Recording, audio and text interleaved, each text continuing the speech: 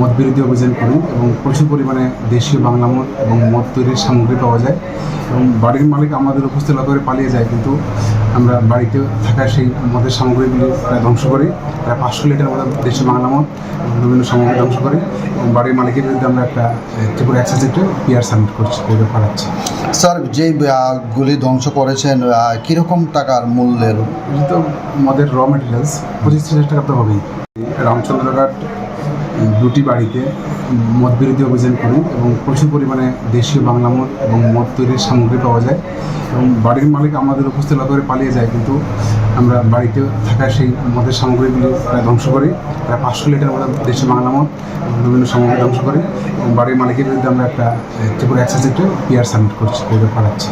Sir, যেই গুলি ধ্বংস করেছেন কীরকম টাকার মূল্যের? এটা তো মদের র মেটেরিয়ালস 25,000 টাকা তো হবেই।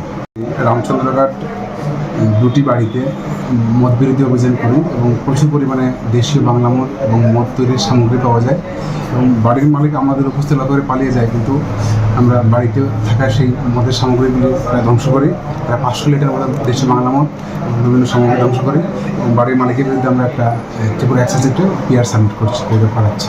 স্যার, যেই গুলি ধ্বংস করেছেন কীরকম টাকার মূল্যের? এটা তো মদের র মেটেরিয়ালস 25,000 টাকা তো হবেই।